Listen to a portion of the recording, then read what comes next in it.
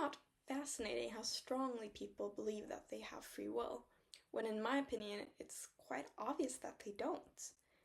Quite frankly, I'm not even sure if it's even possible for us to have free will, and if it is possible, what that kind of reality would even look like. And I wanted to dedicate this video to explaining this. Okay, so first we need to decide what we even mean when we say free will, because this is where many people go wrong. So what many people say when they talk about free will is we can do whatever we want. But this isn't actually a description of free will, it's just a description of will. There's a famous quote from Schopenhauer that says, "Man can do what he wants, but man can't want what he wants."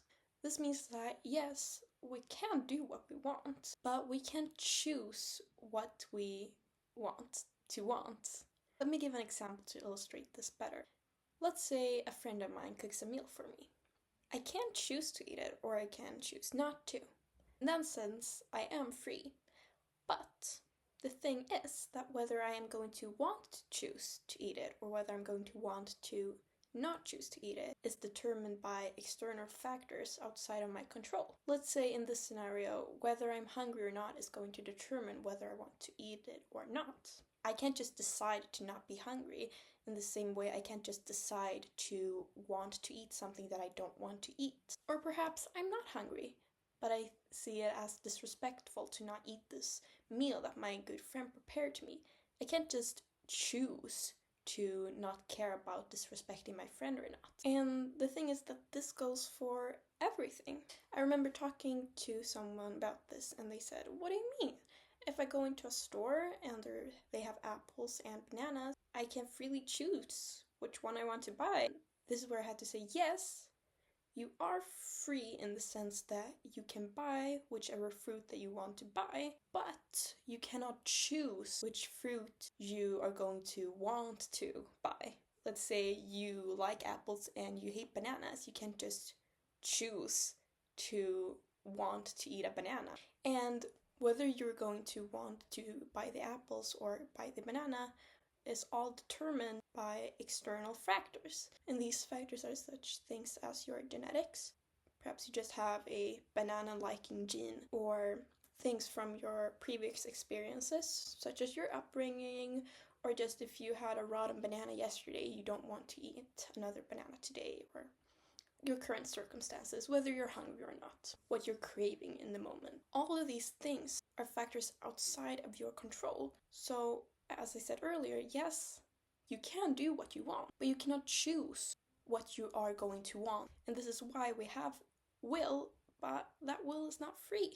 And we're already aware of this. When someone tells me to do something that I don't want to do, I know intuitively that, yeah, I can't just choose to want to do it. That it's outside of my control what I am going to want and what I'm not going to want. And this is also the reason that I'm not very compelled by compatibilism, a theory that tries to save free will by saying that an action is free if it was internally caused by the actor's will, regardless of whether this will was free or not. So basically saying that as long as we can do whatever we want, we are free. And yes, you could adopt this definition of free will, but because of the reasons that I listed earlier, if you define free will as this, then the word free really loses its meaning, and the distinction between free will and will disappears, meaning that you haven't really saved free will.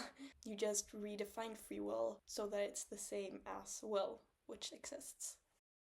When I earlier said that I'm not even sure if it's possible for us to have free will, I was talking about the fact that we have two options, right? Either our will is determined by something, in which it's not free, or it's not caused or determined by anything, in which it would be random, meaning that we still don't have control over it. Either way, we don't have free will. So I'm not even sure what it would mean for us to actually have free will.